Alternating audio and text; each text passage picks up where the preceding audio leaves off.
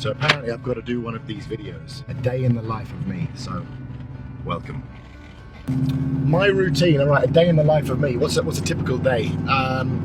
Get up around 7:30. I always want to get some training in, which is where we're going now. We're off to the gym right now. Could be a run, could be a bit of boxing, could be throwing a few weights around the gym. I want to get to the office, shower, get to the office, grab a coffee. Usually I'm going to sit down with the different heads of department. I want to know what's going on with our recruitment, meet Jan, who heads up our HR team, sit down with Zafran, who's head of our accounts, sit down with my business partner Nick, a couple of key brokers, see what's going on. Want to look at upcoming deals, see if there's any issues that I've got to address. Staff training, I'm a massive believer in staff training, so every day I still try and put aside 20 minutes, 30 minutes and actually sort of put a training seminar together, find out where people are struggling, try and help them overcome those issues. You know, I do that on a daily basis. It could be a one-to-one with somebody if they come to me, it could be a group training session. Once we get to the office in an hour or two, we'll see what delights the day has got in store for me. Huge car fan, I love my cars. G-Wagon, Rolls-Royce Ghost, which is nice. I've sold all the sport things. I'm too old now. I'm too old, you know, Ferraris and Lamborghinis and that stuff. I had my time.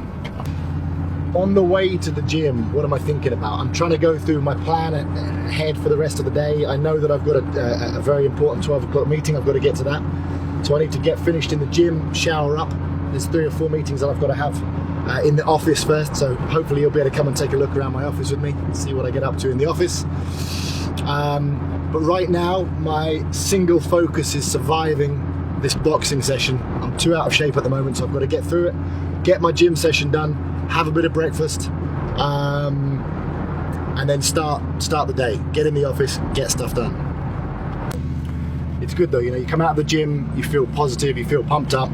And I think that that shows, you know, when I'm in the office, I want my brokers to know that I'm a positive person, you know, I'm ready, I'm there to help them, ready to get it done. I don't want to be walking into my office feeling tired and sleepy, you know, that's the wrong image. So we should be in the office in about 10 minutes. I've got a breakfast meeting immediately, which I've got to get straight into. After that, I know that I've got a review with one of my brokers. After that, I've got to sit down with my head of recruitment, find out about 3 new starters who are joining the company on Sunday. Really excited to be working with those guys. And then at the end of the day, I've got to finish off with some payroll, some finances, and get stuff done. Busy day ahead.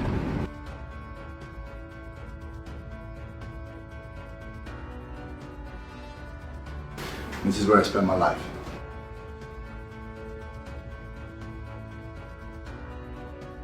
One word to describe Myles: supportive. Driven. Mentor. Inspiring. Loyal. Closer. Spontaneous. Driven. Inspirational. Aggressive. Buller.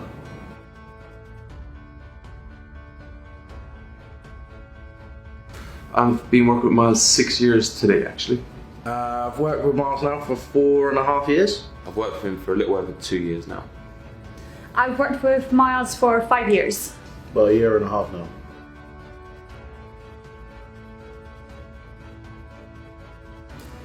He's all in all a good guy. I've been knowing him, obviously, I don't know, 6 years. He's just a really genuine guy, always there to help out and give advice.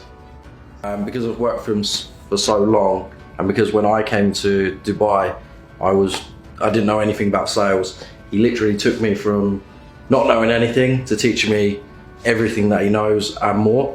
And probably the best bit I like about Myles is it doesn't matter what time of day, what time of night, I can always pick up the phone and ask his advice, whether it be about business or outside of the business.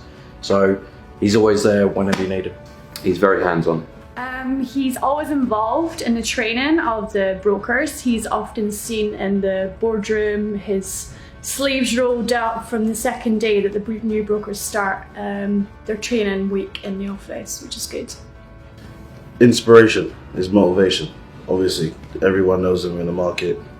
You know what he's done, you know what he can do, and having that sort of figure around, it does motivate you and inspire you a lot.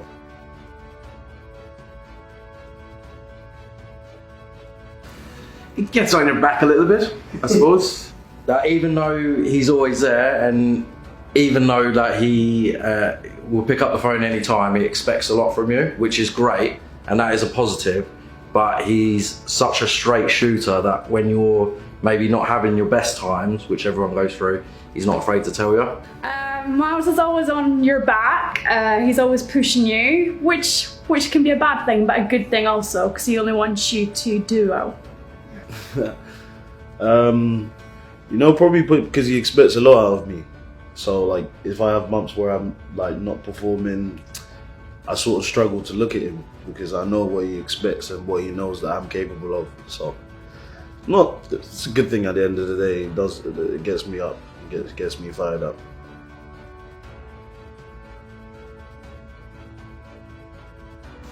Myles is seriously aggressive. That man can get a deal done. I chose closer because he's an absolute closer. He's a similar story to me coming to Dubai. We always joke about it, and he's just become so renowned in Dubai for real estate. He owns the area that he works in. Long story, back in when I first started, very, very supportive in terms of actually helping me through the process.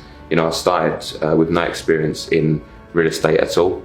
Since then I've been promoted 3 times now, and obviously the whole step of the way he's been there supporting. Mentor, because he's always around that you can sound ideas off, and I trust his advice as well. Double meaning actually. When I first came, I told him I can beat him in a game of basketball because I know he plays that a lot, and then we played together and he absolutely whooped my ass. But obviously the other meaning, I told him from the start when I joined out here that I wanted to make a lot of money.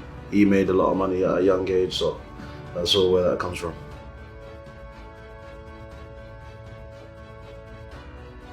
What am I most proud of? Oof, that's a huge question. To be honest with you, probably the stuff that I've done outside of the office. I mean, PH has been amazing, and the people that we've got such an amazing supportive group of people. And by having those guys in place, it's allowed me to do what I love, which is actually a lot of charity work, which is probably not that connected to real estate, but it's still a huge passion of mine, and it's something which I'm incredibly proud of. You know, when you look at the wall behind me, there's so many achievements on there of us setting up the company, growing the company. We've set different records of, you know, I think we sold the most expensive villa in 16. We did the largest big land sale in 17. We've done the largest. We've set so many records, and that's given me visibility to people who have sponsored some of the charity events that I've done. And in total, I mean, you know, we've raised 260, 270, you know, more than $250,000, you know, 250,000 US dollars, you know, for different charities around the world. The last one we did it for was the King Hussein Cancer Foundation, which is for children suffering with terminally ill situations, you know, and the money that I raised, I did a lot of mountain climbing. I've done different boxing events and these things. I've always done them for charity, and the money that I have raised have gone towards these amazing causes, helping people a lot less fortunate than me. So I guess that's probably my biggest achievement.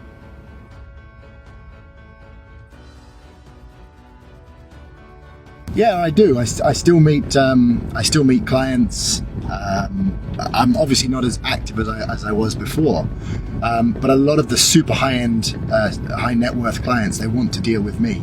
And typically in Emirates Hills, you know, anyone that's living in one of these villas, I've been the leading agent for the last 9 years, you know, in Emirates Hills. I've sold 48, 49 houses there, so I have been active in that space.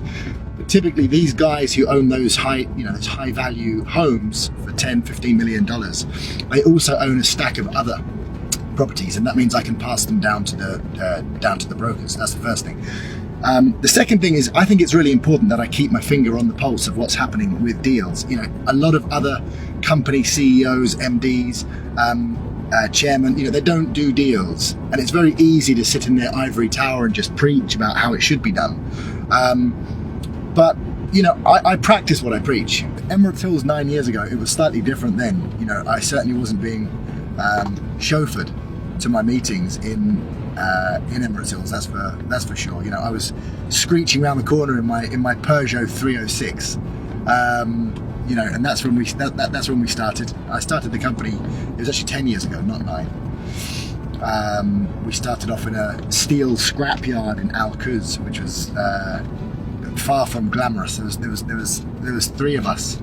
So now having, you know, I think I've got 53, 54 people on the in the team. It's grown. You know, Nick has been instrumental in that. You know, my business partner Nick. You know, so the company really has changed.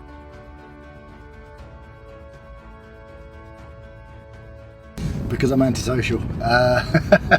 No, there's 2 reasons. I mean, that's 2 slightly different questions, I guess. Why do I not turn up for most of the social events?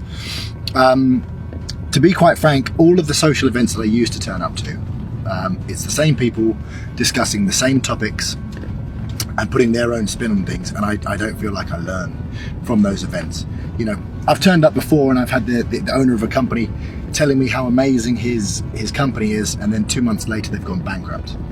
I've turned up to the same events and I've heard people being very modest and saying how they're struggling and they're killing it, you know. So I take it with such a big pinch of salt that I think, well, if no one's going to tell me the truth, I'm not actually going to learn anything from it. I'm doing this video with you guys not so much to raise the profile, but I think it's quite nice for people to know who I am, who are working with me and who are thinking about working with me in the future. We've got huge growth plans to take the company to double our headcount, you know. So if we've got another 40 or 50 people joining the company, if I was one of those people, I'd want to know who the CEO of the company was. You know, I'd want to know who Nick was, my business partner, the MD. I'd want to know who I am. And this is an opportunity for hopefully for them to get to know me, to see what makes me tick, to see what kind of person I am. As soon as we get in, I've got to have a 10-minute chat. And then I'm actually and you're welcome to video this, you're welcome to come and join me. I'm actually holding a training session in the boardroom. There's 4 or 5 of my brokers who have asked for a bit of support, a bit of help in different things. So I spent 3 or 4 hours last night. I put together what I think is a pretty decent training schedule for them. And we're all going to pile into the boardroom, and hopefully I can help them overcome some of these issues that they're currently facing. So I'm really enjoying training the guys. It's, you know.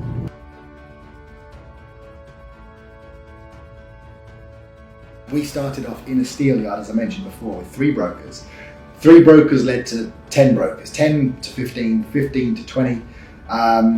When we got to about 25, that's when I kind of said, okay, I need some help here. I looked around the market to see who the best person in the market was, who did I want to team up with. I'd heard about Nick's name in the market. He used to run another British agency over here. And we agreed to combine forces, if you like. You know, so to see it go from a 3-man team to a 53-man, 63-man team, it's really satisfying. Would I do it again right now? Probably not. Am I pleased that I did it exactly 10 years ago? Yeah, I'm over the moon. The goal was never to be